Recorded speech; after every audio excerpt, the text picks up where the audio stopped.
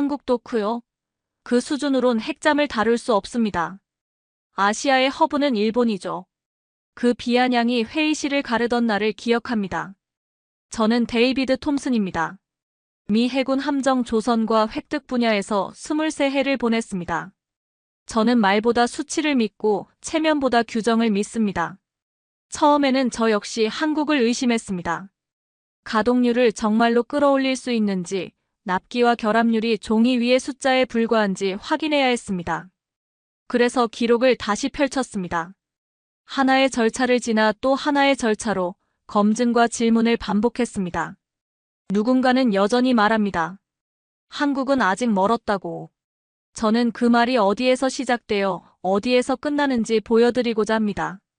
이 영상은 검증의 여정입니다. 결론은 먼저 드리지 않겠습니다. 다만 한 가지는 분명히 약속드립니다. 끝까지 보신다면 기준이 어디에 서 있는지 스스로 판단하시게 될 것입니다. 여러분은 어떻게 판단하시나요? 허브는 한국 가능성에 동의, 비동의와 근거를 댓글로 남겨주시면 참고하겠습니다. 영상이 괜찮으셨다면 구독과 알림을 눌러주세요. 안녕하세요. 저는 데이비드 톰슨이라고 합니다. 미국 텍사스에서 태어나 지금은 싱가포르에서 일하고 있죠. 23년간 미 해군 조선 분야에서 일해왔습니다. 내부시에서 PEO 서브마린스까지 바다 위의 모든 것이 제대로 움직이는지 확인하는 게 제 일이었어요. 그런데 올해 3월 괌에서 일어난 일은 정말 충격적이었습니다. 괌의 도크는 붉은 경고등으로 가득했어요. 긴급 정비를 위해 들어온 버지니아급 잠수함이 예정보다 3주나 지연되고 있었거든요. 저는 모니터 앞에 앉아 실시간으로 올라오는 보고서를 들여다보고 있었습니다. 가동률 65%, 목표치인 80%와는 한참 거리가 있는 숫자였어요. 우린 바다를 지키고 싶은데 배가 누워 있었다. 그때 제가 혼잣말로 중얼거린 말입니다. 태평양에서 23년을 보내면서 이런 상황을 수없이 봤어요. 예산은 쓰이는데 정작 바다에 나가야 할 함정들은 육지에 묶여있는 모습을요. 그런데 이번엔 정도가 심했습니다. 화상회의 화면 속 워싱턴 본부 사람들의 표정도 어두웠어요. 제임스 국장이 화면에 나타나더니 단도직입적으로 말했습니다. 톰슨, 인도태평양 정비 허브를 재검토해야겠어. 어느 지역을 말씀하시는 건가요? 한국이야. 그 순간 저는 잠깐 말이 막혔습니다. 한국이라니요. 핵 추진 플랫폼을 한국에서 정비한다고요? 물론 한국이 조선 강국이라는 건 알고 있었어요. 하지만 우리 해군의 핵심 자산을 맡길 수 있을까 하는 의문이 들었거든요. 기준을 맞출 수 있을까요? 제가 조심스럽게 물어봤습니다. 제임스 국장은 파일 몇 개를 화면에 공유했어요. 한국 조선소들의 정비 실적 데이터였습니다. 결합률 0.12%, 납기 준수율 98.7%. 솔직히 처음엔 믿기지 않았어요. 표본이 적어서 그런 거 아닐까요? 3년간 127건의 데이터야, 톰슨. 숫자는 거짓말을 안 하잖아. 그날 밤 싱가포르 아파트로 돌아와서도 계속 그 숫자들이 머릿속을 맴돌았습니다. 아내 사라가 저녁을 차려주면서 물어봤어요. 오늘 표정이 좀 이상한데 무슨 일 있어? 한국 출장을 가게 될 것 같아. 한국? 좋잖아. 김치도 먹어보고. 사라는 단순했지만 저는 복잡했어요. 이건 단순한 출장이 아니었거든요. 제가 23년간 쌓아온 경험과 신념에 도전하는 일이었으니까요. 다음 날 아침 커피를 마시며 내부시 표를 다시 펼쳐봤습니다. 한 나라 이름이 자꾸 눈에 들어왔어요. 한국, 대한민국, ROK. 어떻게 표기하든 그 이름은 계속 제 시야에 나타났습니다. 동료 마이클이 지나가다 물어봤어요. 한국 프로젝트 검토한다며? 어떻게 생각해? 글쎄, 직접 봐야 알겠지. 실은 제 자존심이 좀 상했어요. 미국이 세계 최강의 해군력을 자랑하는데 정작 정비는 다른 나라에 의존해야 한다니요. 하지만 숫자 앞에서는 감정을 접어둬야 했습니다. 가동률이 생명이거든요.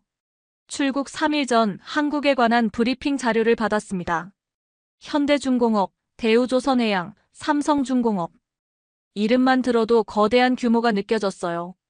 그리고 그들의 실적 데이터를 보니 정말 놀라웠습니다. 이건 내 자존심과 맞서는 출장이 될지 모른다. 인천행 항공편을 예약하면서 혼잣말을 했어요. 23년간의 경험이 말하기로는 이런 수치는 불가능했거든요. 하지만 현실은 다르게 말하고 있었습니다. 비행기에 오르는 순간까지도 의문이 들었어요. 한국, 그곳에 정말 답이 있을까요? 아니면 그저 포장된 숫자일 뿐일까요? 태평양 상공을 날아가는 동안 창밖을 내다보며 생각했습니다. 저 바다 어딘가에서 우리 함정들이 임무를 기다리고 있을 거예요. 그리고 한국이라는 나라가 그들을 다시 바다로 보낼 수 있을지 이제 제가 직접 확인해 볼 시간이었습니다.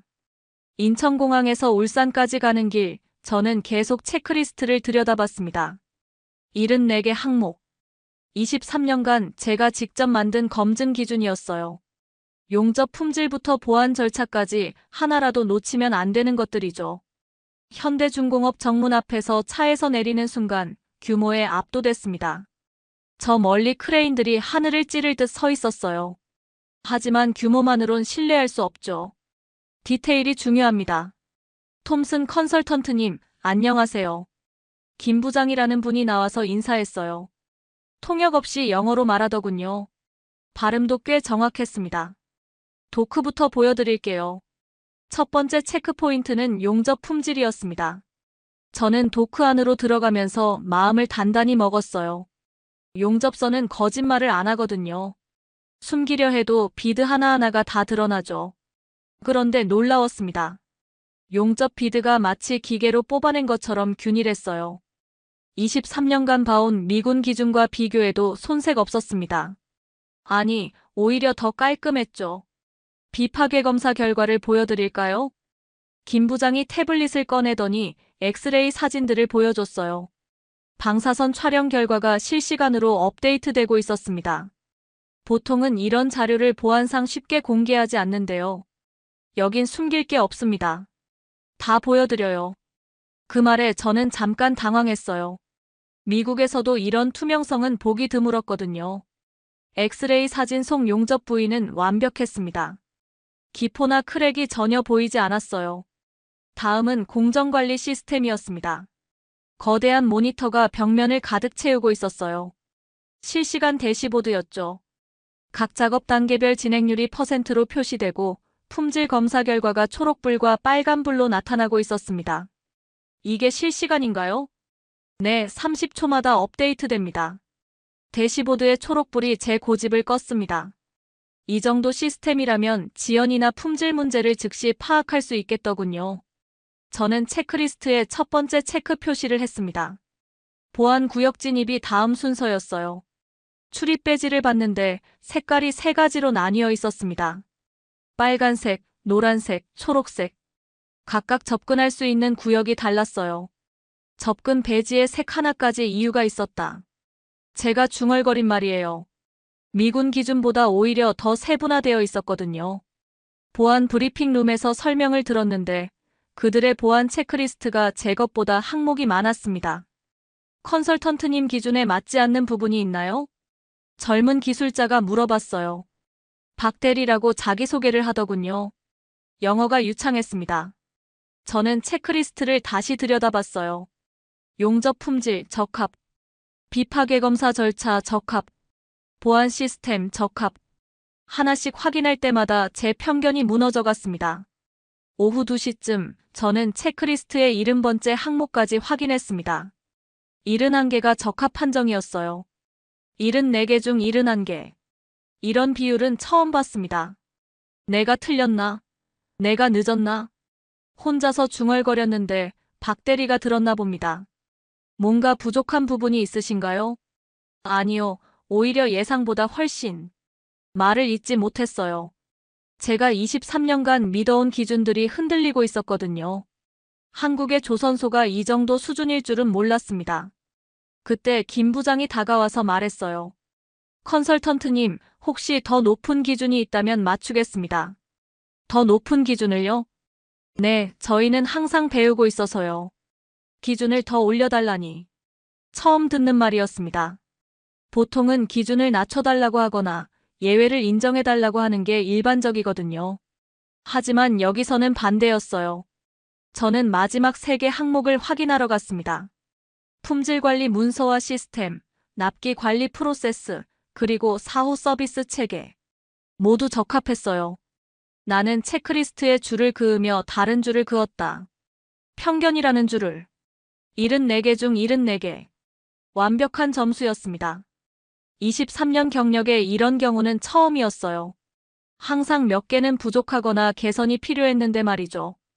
저녁 무렵 호텔로 돌아가는 차 안에서 아내에게 전화했습니다. 사라, 나야. 어때? 김치는 먹어봤어? 그런 게 중요한 게 아니야. 내가 틀렸나 봐. 무슨 소리야? 23년간 내가 알던 게 전부가 아니었어. 창밖으로 울산의 야경이 지나갔어요. 저 멀리 조선소의 불빛들이 반짝이고 있었습니다. 내일은 삼성중공업을 가봐야겠더군요.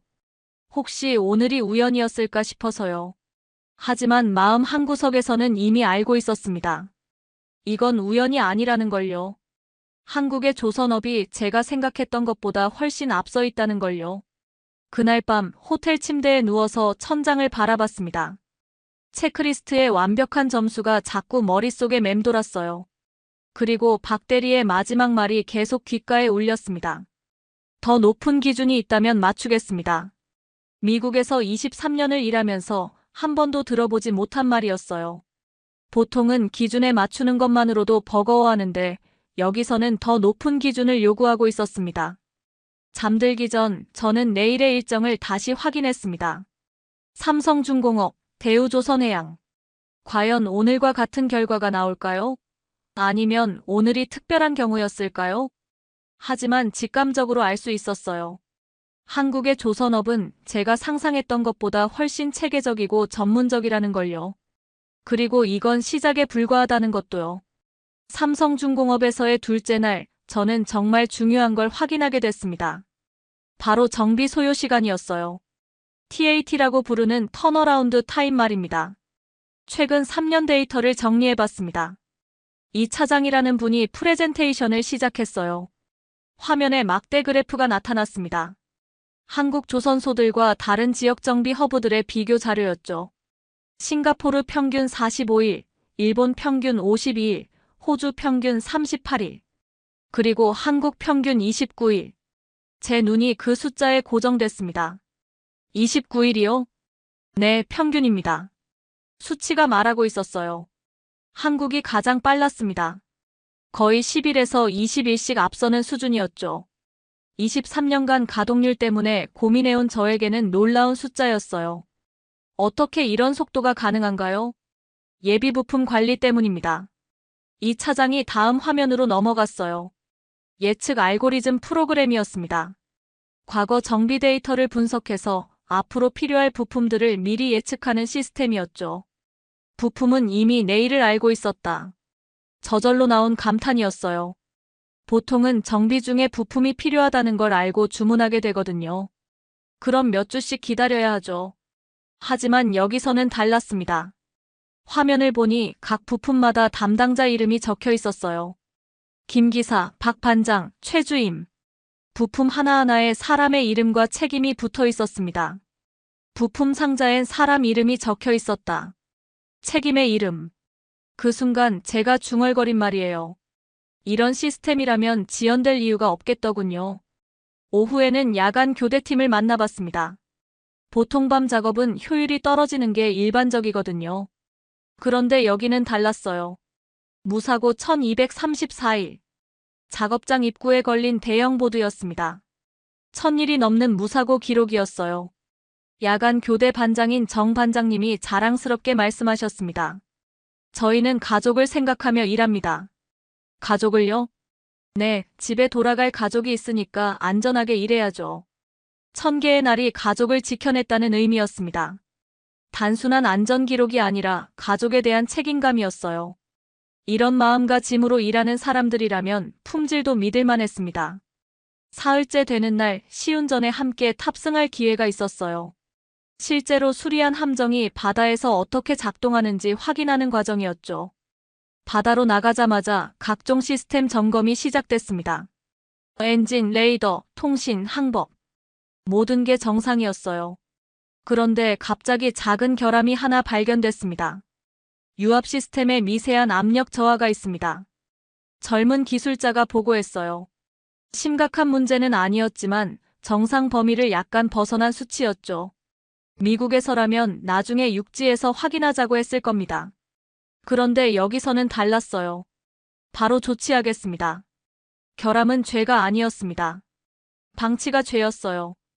그들은 즉시 임시 수리에 들어갔고 30분 만에 문제를 해결했습니다. 바다는 정직했다. 수리한 대로만 달렸다. 시운전이 끝나고 육지로 돌아오는 길에 저는 확신했어요. 이들의 정비 철학은 미국과 달랐습니다. 더 철저하고 더 책임감 있었어요. 그날 밤 호텔에서 워싱턴에 보낼 보고서를 작성했습니다. 23년간 써온 보고서 중에 가장 어려운 글이었어요. 제 기존 생각을 완전히 뒤집는 내용이었거든요. 우린 허브가 필요했고 한국은 준비되어 있었다. 보고서의 결론 부분에 쓴 문장입니다. 더 이상 의심할 여지가 없었어요. 한국의 조선소들은 미군 정비 허브 역할을 충분히 해낼 수 있었습니다. 시계의 초침이 아니라 공정표가 이곳의 시간이었어요. 모든 게 계획대로 약속된 시간에 이루어지고 있었습니다. 이런 정확성이라면 태평양의 가동률 문제를 해결할 수 있겠더군요. 다음 날 아침 대우조선해양으로 향하면서 생각해봤습니다. 세 번째 조선소에서도 같은 결과가 나올까요? 이미 제 마음속에는 답이 있었어요. 대우조선해양의 정비 책임자인 최 이사를 만났을 때 그분이 첫마디로 이렇게 말했습니다. 컨설턴트님, 저희 기준이 부족하다면 언제든 올려주세요. 또 그 말이었어요. 기준을 올려달라는 말. 미국에서는 상상할 수 없는 자세였습니다. 보통은 기준을 맞추는 것만으로도 힘들어하는데 여기서는 더 높은 기준을 요구하고 있었어요. 왜 그렇게 생각하시나요? 저희가 놓친 부분이 있을 수 있으니까요. 배움에는 끝이 없죠. 배움에는 끝이 없다. 23년 경력의 저에게 한국의 조선소 직원이 해준 말이었습니다. 그 순간 제가 얼마나 오만했는지 깨달았어요. 그날 오후 저는 최종 보고서를 마무리했습니다. 나는 내 서명을 준비했습니다. 한국을 태평양 정비 허브로 추천한다는 서명을요. 23년간의 경험과 편견을 모두 내려놓고 쓴 보고서였어요. 숫자가 증명했고 현실이 말하고 있었습니다. 한국은 준비되어 있었어요. 보고서를 바꾸겠다고 마음먹었습니다. 내 생각부터 바꾸고요. 한국의 조선업은 제가 상상했던 것보다 훨씬 앞서 있었습니다. 이제 미국이 배워야 할 시간이었어요. 마지막 날 저녁, 새 조선소 관계자들과 함께 저녁 식사를 했습니다. 그들은 여전히 겸손했어요. 부족한 점을 지적해달라고, 더 나은 방법이 있다면 가르쳐달라고 했습니다. 그때 저는 깨달았어요. 진정한 강함은 겸손에서 나온다는 걸요. 한국의 조선업이 강한 이유를 알 것 같았습니다. 워싱턴으로 돌아온 저는 곧바로 화상회의에 참석해야 했습니다. 태평양 사령부, 국방부 조달청, 그리고 주요 조선 관련 업계 인사들이 모두 참석했어요. 제 보고서를 검토한 후에 첫 번째 반응을 듣는 자리였습니다. 화면 속 표정들은 단단했습니다. 특히 노퍽 조선소의 스미스 디렉터 얼굴이 그랬어요. 톰슨, 정말로 한국을 추천하는 건가? 네, 그렇습니다.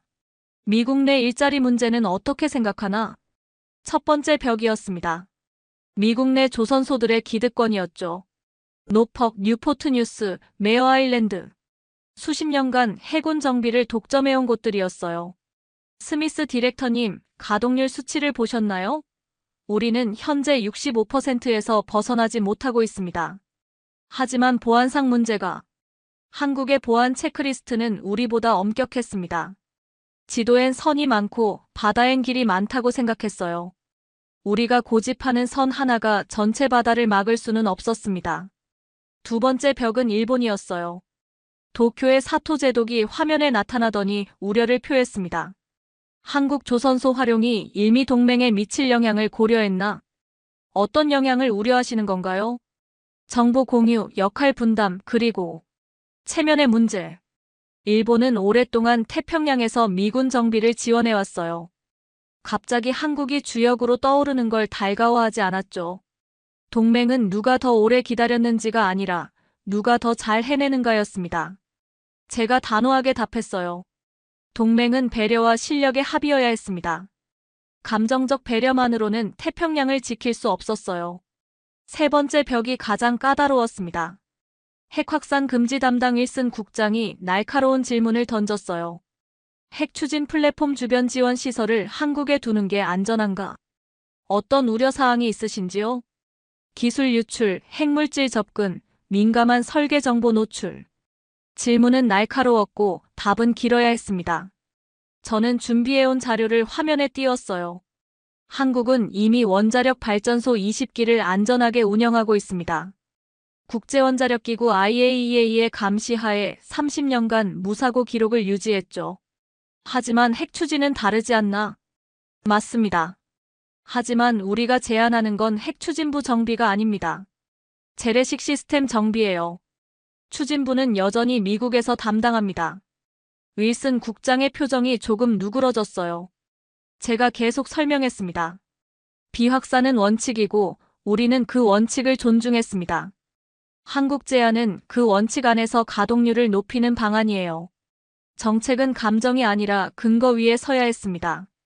저는 3일간 한국에서 수집한 모든 데이터를 제시했어요. 품질 지표, 보안 체계, 납기 준수율, 가격 경쟁력. 30분간 이어진 질의응답이 끝나갈 무렵 제임스 국장이 입을 열었습니다. 톰슨, 리스크는 없나? 없다고 할 수는 없습니다. 하지만 관리 가능한 수준입니다. 근거는? 저는 마지막 카드를 꺼냈어요. 한국 조선소들의 글로벌 프로젝트 실적이었습니다. 한국은 이미 영국 해군의 차세대 구축함 정비를 담당하고 있습니다. 호주 해군의 잠수함 부품 공급도 하고 있고요. 우리만 고민하는 게 아니에요. 회의실이 조용해졌어요. 모두가 화면 속 데이터를 들여다보고 있었습니다. 스미스 디렉터가 먼저 입을 열었어요. 파일럿 프로그램으로 시작한다면 어떨까? 파일럿요? 소규모로 시작해서 검증해보는 거야. 한 척 정도. 제임스 국장이 고개를 끄덕였어요. 작게 시작하되 크게 보자는 얘기군. 파일럿은 작은 배지만 길을 열었습니다. 모든 변화는 작은 시작에서 비롯되는 법이었어요. 일본의 사토 제독도 조건부로 동의했습니다. 정보 공유 체계만 확실히 한다면. 윌슨 국장은 마지막까지 신중했어요. IAEA와 사전 협의는 필수입니다. 당연히 그렇게 하겠습니다. 회의가 끝나고 저는 혼자 남아서 메모를 정리했어요. 리스크와 대응책들을요. 이제 시작이었습니다. 파일럿 프로그램의 성공이 전체 프로젝트의 운명을 좌우할 거였어요. 그날 밤 사라에게 전화했습니다. 어떻게 됐어? 파일럿으로 시작하기로 했어. 그럼 성공한 거네. 절반만. 진짜 게임은 이제 시작이야. 창밖으로 포토맥 강이 보였어요. 저 멀리 펜타곤의 불빛이 반짝이고 있었습니다. 내일부터는 파일럿 프로그램 설계에 들어가야 했어요. 한국의 조선소들은 준비되어 있었습니다. 이제 우리가 준비될 차례였어요. 23년간의 관성을 깨고 새로운 가능성을 받아들일 준비 말이에요. 마지막으로 제가 작성한 파일럿 범위 문서를 다시 한번 점검했습니다. 버지니아급 잠수함 한 척, 재래식 시스템 정비 6개월 기간. 작은 시작이지만 의미는 컸어요. 태평양의 가동률을 바꿀 첫걸음이었으니까요. 파일럿 프로그램이 시작되고 첫 주 가장 중요한 작업이 있었습니다. 바로 미국 규격과 한국 표준을 맞추는 일이었어요. 현대중공업 회의실에 양측 기술진이 모였습니다. 미 측에서는 노퍽 조선소의 존슨 수석기사와 제가, 한국 측에서는 김 부장과 이 차장이 참석했어요. 테이블 위에는 두껍디 두꺼운 매뉴얼들이 놓여 있었습니다. 미군 표준 MIL-SPC과 한국 산업 표준 KS. 언뜻 보면 완전히 다른 체계처럼 보였어요. 이걸 어떻게 맞추지? 존슨이 중얼거렸습니다.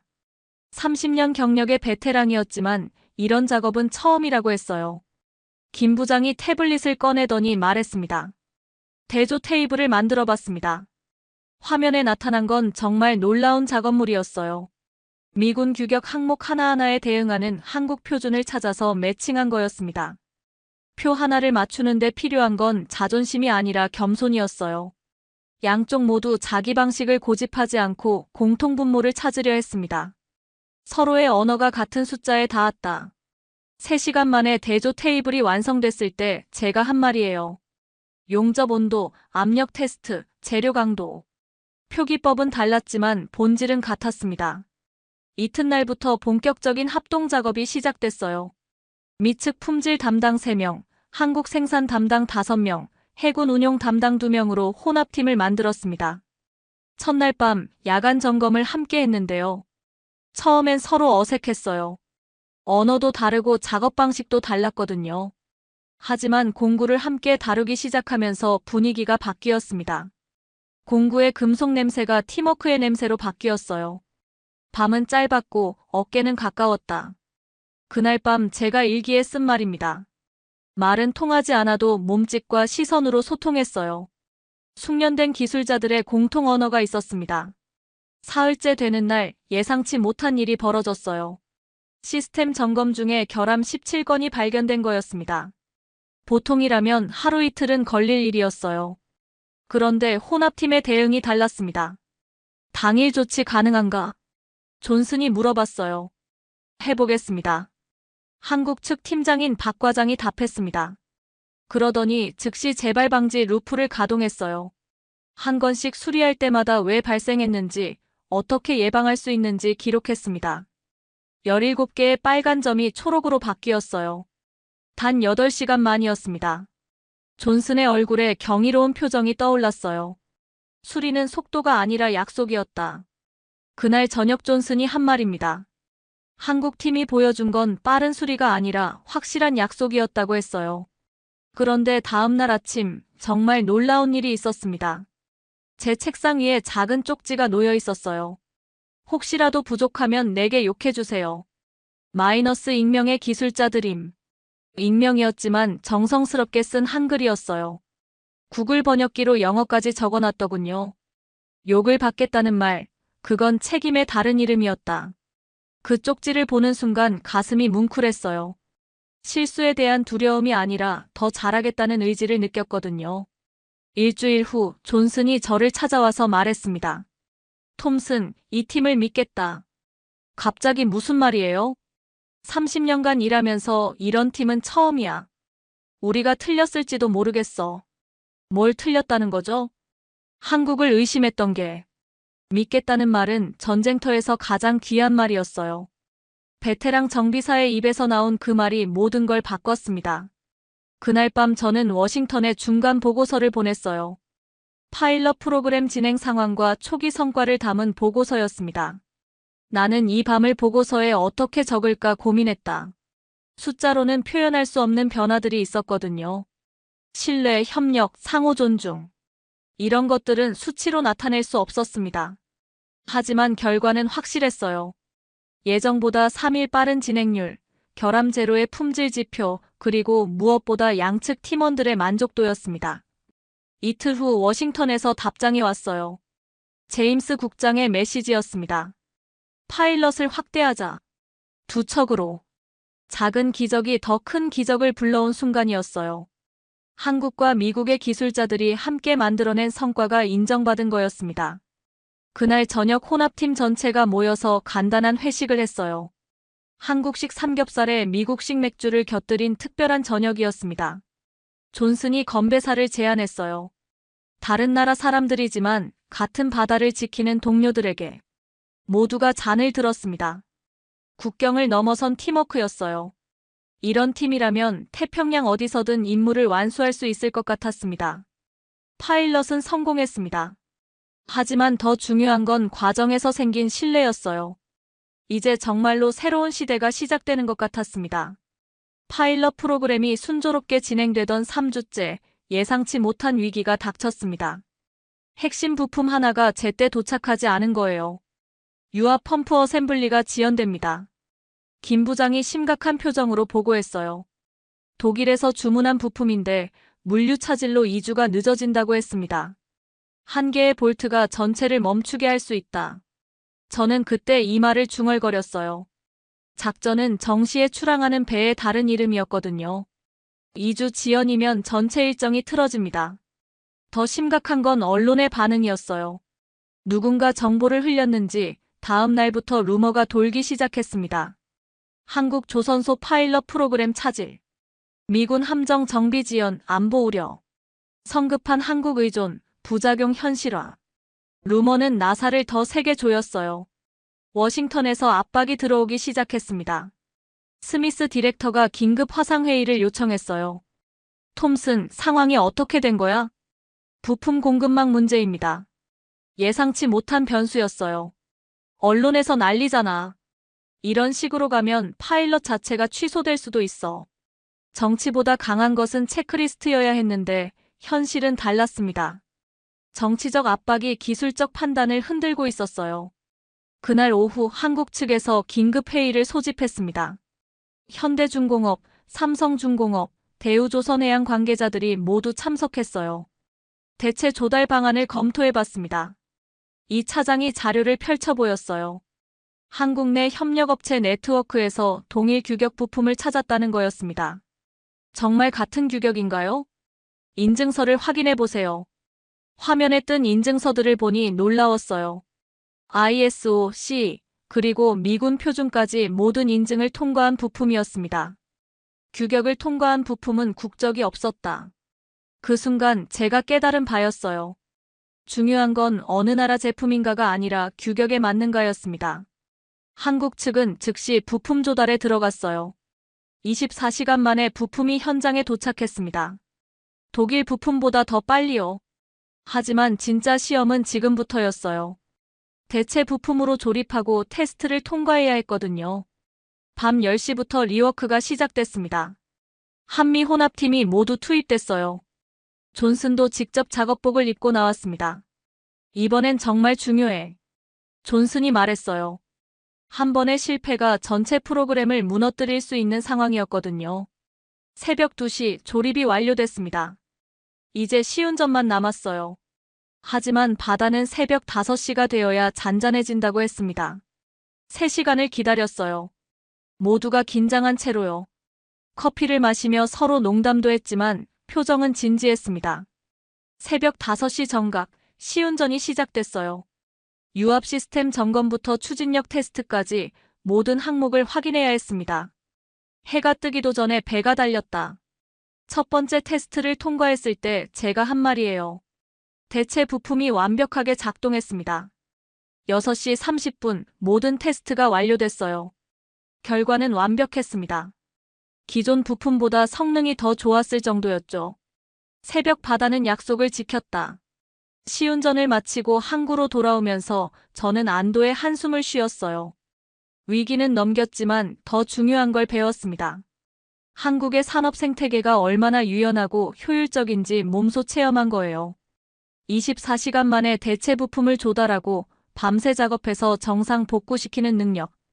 오전 9시 저는 워싱턴에 보고서를 전송했습니다. 지연 0일로 복귀. 원인 대응 재발 방지 체계 확보. 성공은 기록으로 남겨져야 했어요. 이번 위기 대응이 앞으로 벤치마크가 될 거였습니다. 제임스 국장에게서 답장이 왔어요. 훌륭한 대응이었다. 파일럿을 정식 프로그램으로 확대하자. 그날 오후 팀 전체가 모여서 사후 분석을 했습니다. 무엇이 잘 됐고 무엇을 개선해야 하는지 꼼꼼히 짚어봤어요. 존슨이 마지막에 말했습니다. 이제 확신한다. 이 팀이라면 어떤 위기든 극복할 수 있어. 위기는 팀을 더 단단하게 만들었어요. 이론이 아니라 실전에서 검증된 신뢰였습니다. 그날 밤 호텔에서 사라에게 전화했어요. 위기가 있었지만 잘 넘겼어. 어떻게? 한국팀이 놀라운 대응력을 보여줬어. 24시간 만에 불가능을 가능하게 만들더라고. 그럼 이제 안심이네. 응. 이제 정말 새로운 시대가 시작되는 것 같아. 창밖으로 울산 앞바다가 보였어요. 몇 시간 전까지 위기의 현장이었던 그 바다가 이제는 희망의 바다로 보였습니다. 내일부터는 정식 프로그램 준비에 들어갈 예정이었어요. 파일럿의 성공이 더 큰 변화의 시작이 될 거였습니다. 한국의 조선업은 위기 앞에서 진짜 실력을 보여줬어요. 이제 의심할 여지가 없었습니다. 태평양의 가동률 혁신은 현실이 될 거였어요. 그리고 저는 그 변화의 목격자이자 증인이 되었습니다. 23년 경력 중 가장 의미 있는 순간들이었어요. 파일럿 프로그램 종료 2주 후 워싱턴 네이비야드에서 최종 성과 발표회가 열렸습니다. 태평양 사령부, 국방부, 주요 동맹국 관계자들이 모두 참석했어요. 발표자는 저였습니다. 3개월간의 여정을 숫자로 정리해야 했죠. TAT 29일에서 21일로 단축. 결함 재발률 기존 대비 67% 감소. 비용은 15% 절감. 숫자는 박수 대신 침묵을 불렀습니다. 모두가 그 의미를 이해하고 있었거든요. 이건 단순한 성공이 아니라 패러다임의 변화였어요. 제임스 국장이 다음 슬라이드를 요청했습니다. 미 해군 정비 허브 재편안이었어요. 기존의 노퍽, 진주만, 요코스카의 새로운 이름이 추가되어 있었습니다. 부산 울산 통합 정비 허브. 지도에 새로운 점이 찍혔습니다. 한국이 공식적으로 미 해군 태평양 함대의 정비 허브로 인정받은 순간이었어요. 회의실 뒤쪽에 앉아있던 일본 해상자위대의 사토 제독이 손을 들었습니다. 역할 분담은 어떻게 되는 건가? 예상했던 질문이었어요. 일본으로서는 기존 역할이 축소될까 우려했을 거예요. 상호 보완 체계로 가겠습니다. 제가 다음 차트를 보여줬어요. 한국은 대형 정비와 신규 기술 적용, 일본은 긴급 수리와 로지스틱 지원. 각자의 강점을 살리는 분담이었습니다. 동맹은 경쟁이 아니라 설계였다. 사토 제독의 표정이 누그러졌어요. 제로섬 게임이 아니라 위닝 구조라는 걸 이해한 거죠. 발표가 끝나고 질의응답 시간이 있었습니다. 노퍽 조선소의 스미스 디렉터가 마지막 질문을 했어요. 톰슨, 정말로 확신하는가? 한국 중심의 재편을? 모든 시선이 저에게 집중됐습니다. 23년 경력을 건 답변이었어요. 가동률을 위해 최선의 선택을 하자는 게 제 생각입니다. 나는 내 이름을 걸었습니다. 개인적 확신이 아니라 전문가적 판단이라는 뜻이었어요. 회의가 끝나고 로비에서 여러 사람들이 다가와 악수를 청했습니다. 호주 해군의 윌슨 제독, 영국 해군의 테일러 대령. 모두가 한국과의 협력에 관심을 보였어요. 허브는 건물이 아니라 신뢰였다. 그날 밤 호텔에서 일기에 쓴 말입니다. 한국이 얻은 건 단순한 계약이 아니라 동맹국들의 신뢰였어요. 다음 날 한국으로 돌아와서 마지막 정리 작업을 했습니다. 현대중공업 회의실에서 3개월을 함께한 팀들이 모였어요. 김 부장이 소박한 기념품을 준비했더군요. 작은 나침반이었어요. 바다에서 길을 잃지 않으시길. 그 말이 가슴에 와닿았습니다. 한국 팀이 보여준 건 기술이나 효율성만이 아니었어요. 진정성이었습니다. 존슨도 소감을 말했어요. 30년 일하면서 이런 팀은 처음이었어. 고마워. 한 점이 바다를 바꾸었습니다. 태평양 지도 위에 작은 점 하나가 전체 전략을 바꿔놓은 거예요. 마지막 날 저녁 팀 전체가 모여서 조용한 기념사진을 찍었습니다. 화려한 세리머니는 없었어요. 그저 함께 일한 사람들의 평범한 기념사진이었죠. 플래시가 터지자 밤들이 떠올랐습니다. 함께 밤새며 일했던 기억들이요. 그 밤들이 오늘의 성과를 만들었어요. 사진 속에서 모두가 웃고 있었습니다. 한국 사람도 미국 사람도. 국적이 다른 사람들이 한 팀이 되어 웃고 있었어요. 난 미군이었고 오늘은 한 팀이었다. 그날 밤 마지막으로 적은 일기였어요. 소속은 바뀌지 않았지만 마음은 달라졌습니다. 일주일 후 워싱턴으로 돌아가는 비행기 안에서 태평양을 내려다봤습니다. 저 바다 어딘가에서 앞으로는 한국에서 정비받은 함정들이 임무를 수행할 거예요. 가동률 80%. 이제 달성 가능한 목표가 되었습니다. 한국이라는 새로운 파트너와 함께라면 말이에요. 싱가포르에 도착해서 사라가 마중 나와 있었어요. 어떻게 됐어? 성공했어. 완전히. 그럼 이제 태평양이 더 안전해지는 거네.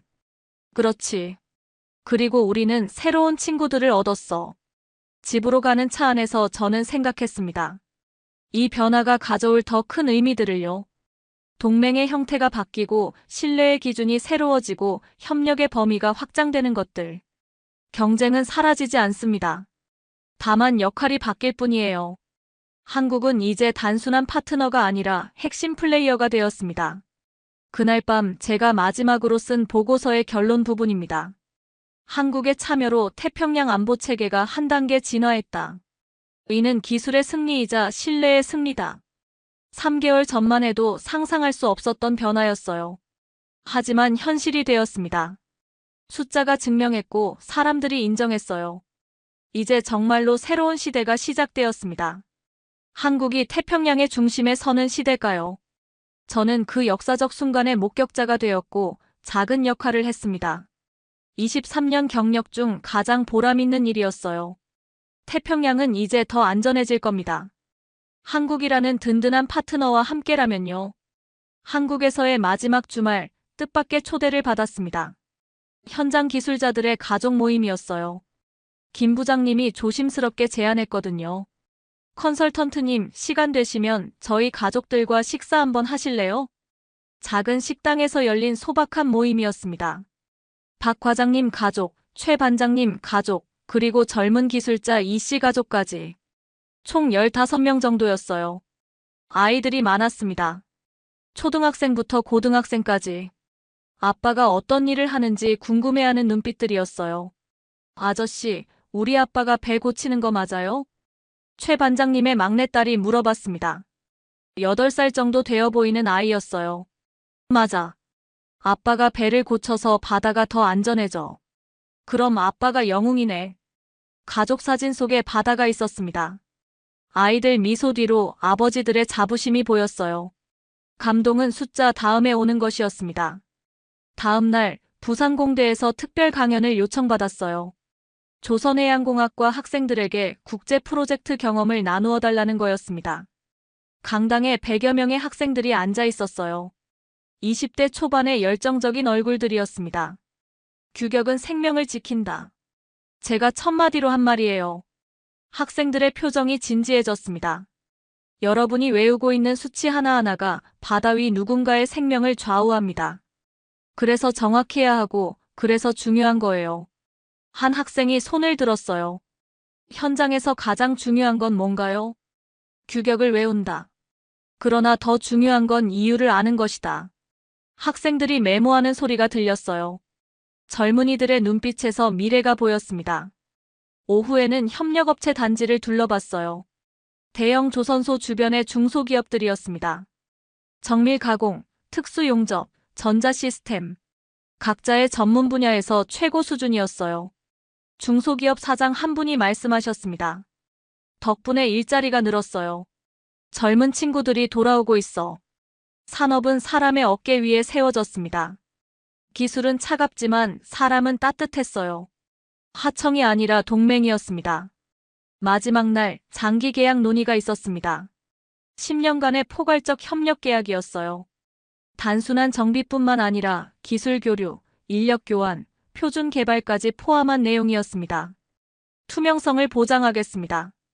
한국 측 대표가 강조한 말이었어요. 모든 공정을 공개하고 품질 데이터를 실시간으로 공유하겠다는 약속이었습니다. 상호 교육 프로그램도 만들어보죠. 제가 제안했어요. 한국 기술자들이 미국에서 배우고 미국 기술자들이 한국에서 배우는 시스템이었습니다. 우린 더 오래, 더 투명하게 함께할 것이었습니다. 일회성 프로젝트가 아니라 지속적 파트너십이었어요. 그날 밤 호텔에서 마지막 정리를 했습니다. 수천 마지막 페이지에 소감을 적었어요. 여긴 허브가 아니라 기준이었다. 한국이 제공한 건 단순한 정비 서비스가 아니었어요. 새로운 기준이었습니다. 품질의 기준, 투명성의 기준, 협력의 기준. 다음 세대가 이 표준을 당연하게 만들기를 바랐어요. 아이들이 자라서 원래 이렇게 하는 거 아니야? 라고 말할 수 있을 만큼요. 공항으로 가는 길에 김 부장님이 작별 인사를 했습니다. 언제든 돌아오세요. 여기는 컨설턴트님 집이기도 하니까. 집이라는 말이 마음에 와닿았어요. 3개월 만에 만든 새로운 가족이었습니다. 비행기에서 내려다본 한반도는 아름다웠어요. 저 땅에서 태평양의 미래가 만들어지고 있었습니다. 싱가포르에 도착해서 사라가 물어봤어요. 이제 정말 끝난 거야? 끝이 아니라 시작이야. 무슨 시작? 새로운 시대의 시작. 기준이 있는 곳엔 미래가 있었습니다. 한국은 그 기준을 제시했고 세계는 그것을 인정했어요. 몇 달 후 첫 번째 정식 정비 프로젝트가 시작됐다는 소식을 들었습니다. 한국에서 정비받은 함정이 임무를 완수하고 돌아왔다는 보고도 받았어요. 가동률은 85%까지 올랐습니다. 목표를 넘어선 수치였어요. 그리고 이제는 당연한 일상이 되었습니다. 때로는 한국팀에서 안부 메시지가 왔어요. 새로운 기술자가 합류했다는 소식, 또 다른 성공 사례, 그리고 변함없는 겸손함이었습니다. 제가 직접 목격하고 경험한 3개월이 역사가 되었어요.